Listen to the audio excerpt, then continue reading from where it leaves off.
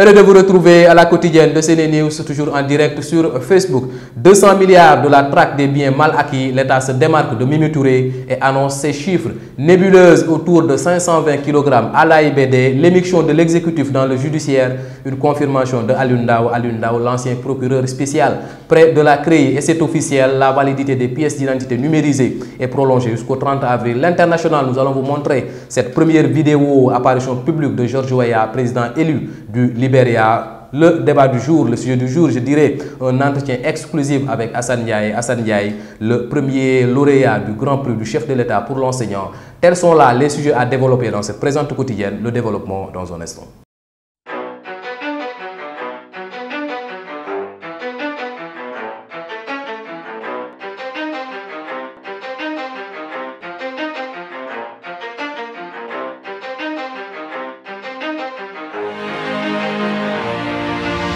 Heureux de vous retrouver dans cette présente quotidienne. L'État a finalement communiqué sur la déclaration de Aminata Touré qui avait annoncé que près de 200 milliards ont été recouvrés par l'État du Sénégal dans le cadre de la traque des biens mal acquis. Hier soir, tard dans la soirée, l'État a communiqué donnant un chiffre qui contredise cette annonce faite par l'ancien Premier ministre Aminata Touré. Selon le gouvernement du Sénégal, jusque-là, seulement 152 milliards a été recouvré par l'État du Sénégal dans le cadre de cette traque des biens mal acquis. Depuis 2012, Aminata Touré, qui avait pratiquement mené ce combat de la traque des biens mal acquis avec l'emprisonnement de Karim Wade, à la saisine des biens de Bibo Bourgi, tout ce montant-là a été évalué par l'ancien Premier ministre Aminata Touré à 200 milliards. Aujourd'hui, avec ce communiqué du gouvernement du Sénégal, les chiffres ne sont pas conformes.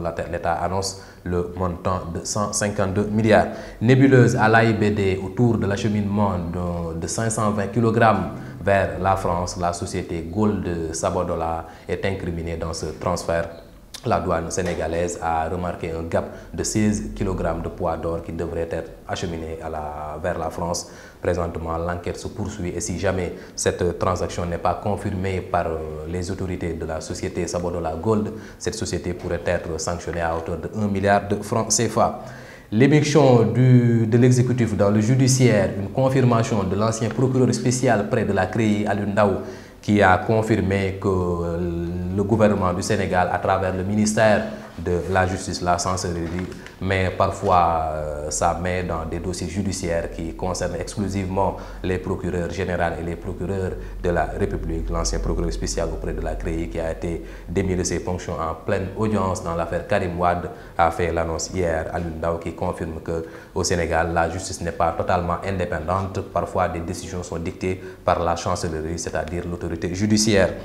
Officielle, la validité des pièces d'identité numérisées est encore prolongée jusqu'au 30 avril. Une nouvelle prolongation de cette validité des pièces d'identité qui devrait être remplacée par ces pièces d'identité de la CEDEAO lancées par le président Macky Sall. Je rappelle que les pièces d'identité numérisées ont été lancées par le président Abdoulaye Wade à travers son ministre de l'Intérieur Ousmane Ngom depuis 2007. Depuis 2 ans, le processus de remplacement de ces pièces d'identité numérisées par les cartes de la CEDEAO se poursuivent et chaque fois c'est encore prolongé. Aujourd'hui c'est prolongé jusqu'au 30 avril. L'International, nous allons vous montrer la première apparition vidéo de George Weah, le tout nouveau président élu du Libéria. Suivez par vous-même cette première apparition. George Weah très ému devant ses supporters qui sont venus fêter avec lui sa victoire.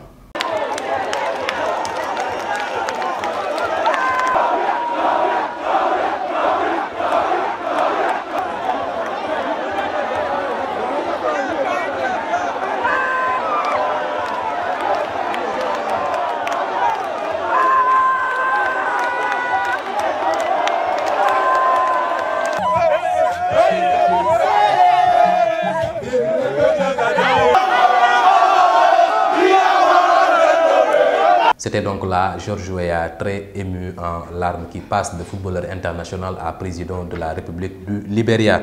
Le sujet du jour, un entretien exclusif réalisé par notre reporter Thioro Sakho, c'est avec Assane Ndiaye, le premier lauréat du Grand Prix du chef de l'État. C'était avant-hier au niveau, un prix qui a été décerné à Assane Ndiaye qui, comme je l'ai dit, est le premier lauréat du Grand Prix du chef de l'État pour l'enseignant. Suivons cet entretien réalisé par Thioro Sakho. Vous êtes le premier chef de l'État. Quel sentiment cela vous fait? Permettez-moi d'abord de rendre grâce à Dieu.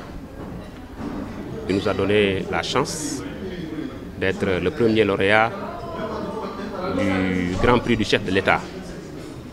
Ce que je ressens aujourd'hui, c'est un sentiment de joie, de gaieté, un sentiment de fierté et surtout un sentiment du devoir bien accompli.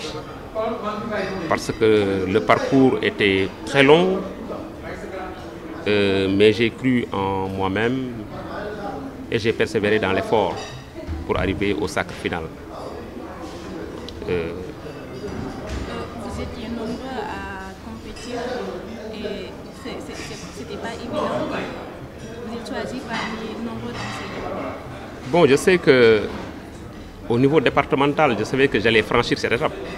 Compte tenu de mon expérience, compte tenu de mon dévouement dans le travail, compte tenu des années aussi que j'ai capitalisées dans l'enseignement, parce que je suis dans ma 28e année de service. Donc j'ai fait l'élémentaire avant d'aller au secondaire.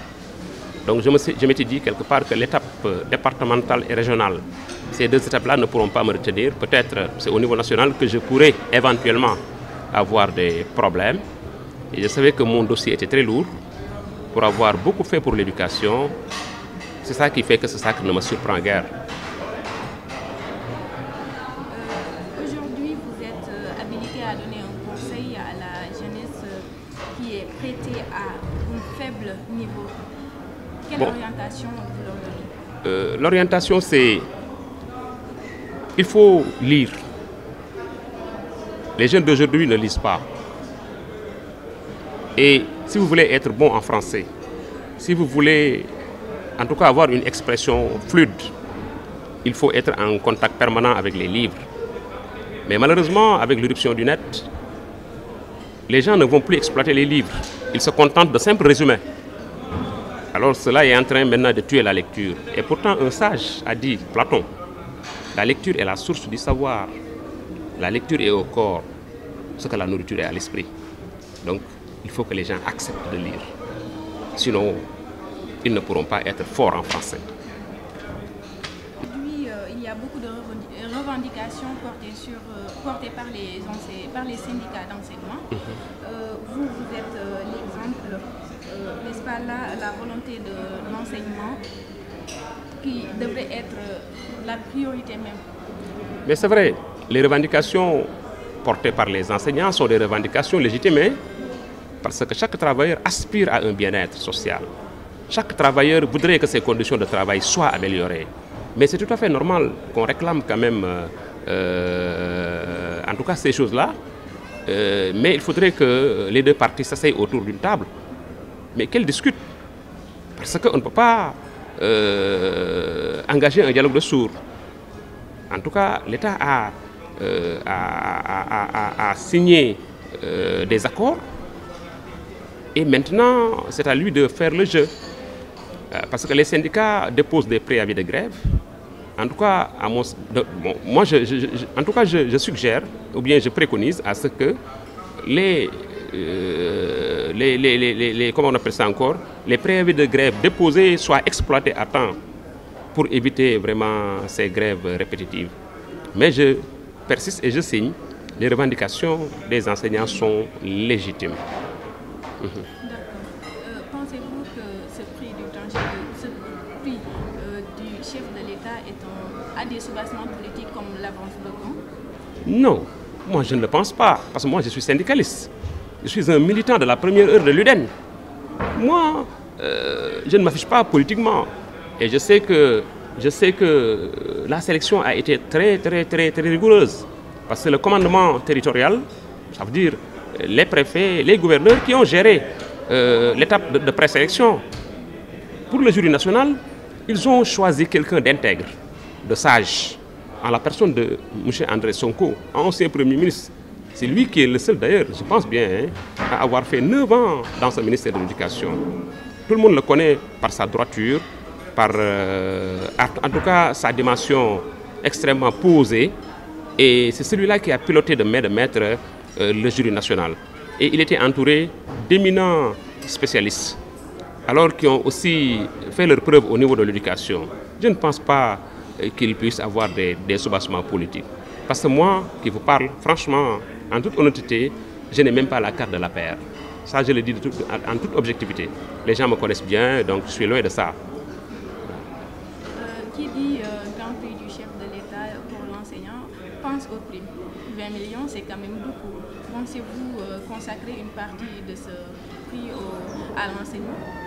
Mais moi, peut-être, les gens se focalisent trop sur l'argent. Moi, j'ai toujours donné des cours gratuitement, pendant des années durant. Et si on capitalisait cela, cela aurait pu dépasser peut-être 10 millions. Moi, ce qui m'intéresse, j'ai pris l'enseignement comme une sorte de sacerdoce. Peut-être la récompense est arrivée à son heure. Moi, je ne me cristallise pas sur l'argent. Parce qu'avec mon salaire, je soutirerai des sommes pour acheter des livres. Si on me donne maintenant des fonds additionnels, ça me permet tout simplement d'élargir ma bibliothèque. Aussi d'aider mes enfants qui sont actuellement à l'école élémentaire, d'autres sont au lycée. Donc c'est le lieu quand même de les appuyer et d'appuyer tous ceux qui, en tout cas, partagent avec moi cette même passion qui est l'enseignement. Qu'est-ce que vous avez le plus marqué dans votre parcours? Dans mon parcours, beaucoup de choses. Parce que moi, j'ai un parcours atypique. J'ai été, excusez-moi, j'ai été technicien d'abord, brevet technicien. J'ai fait le lycée Seydina Limamou Laye. J'avais le brevet, je m'engage pour le BT, mécanique auto. J'ai fait 2 ans de mécanique auto. Ensuite, j'ai démissionné pour embrasser la carrière d'enseignant. Et là-bas aussi, j'ai commencé avec le plus petit diplôme, le CEAP. En 2002. Le CEAP, non, c'était en 1990. Hein. Voilà. C'était en 1990, le début de ma carrière d'enseignant. Après, bon, j'ai gravi des échelons, j'ai eu mon CAP. Après le CAP, j'obtiens mon bac en qualité de candidat individuel.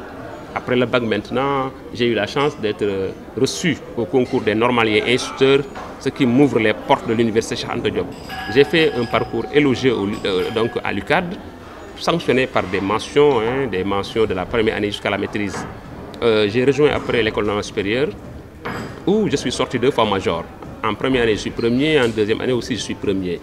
Donc, ça, c'est un honneur. Et chaque fois, quand je me rappelle ces moments fous, presque je me dis que ma vie est ponctuée de phases parfois importantes.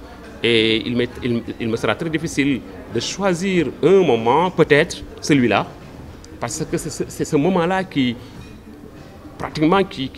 est l'aboutissement de tout ce processus que j'ai enclenché depuis 27 ans. Donc je pense que je peux retenir que ce jour-là fait partie de mes meilleurs jours. Parce que j'ai vu mes parents pleurer, j'ai vu même les délégations pleurer, et ça a été une joie partagée par tout le monde.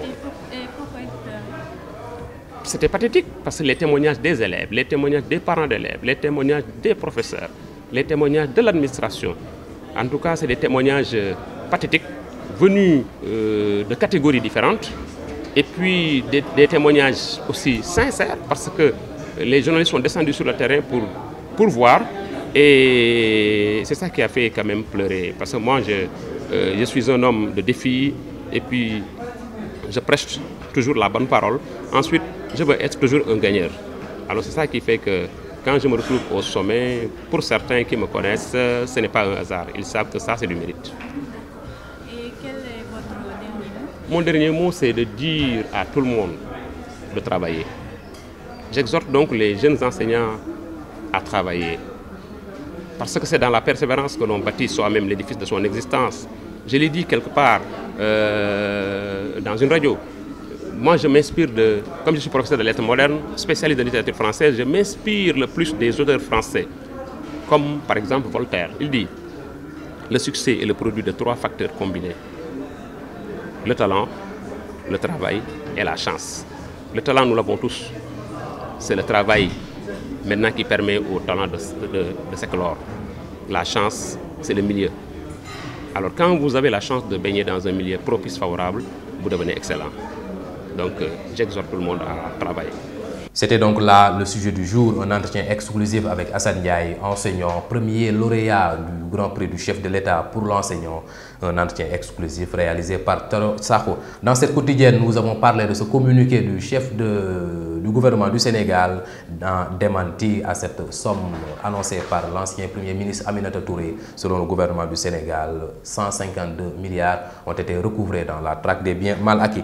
Nébuleuse à l'AIBD autour de 520 kg et l'ancien procureur spécial Alioune Ndao qui confirme l'immixtion de l'exécutif dans le judiciaire. Vous avez suivi les détails de cette déclaration de Alioune Ndao et encore cette prolongation de la validité des pièces d'identité numérisées, une prolongation qui va jusqu'au 30 avril. C'était donc là cette présente édition de la quotidienne qui est à présent finie. Rendez-vous demain, même heure. Bonsoir.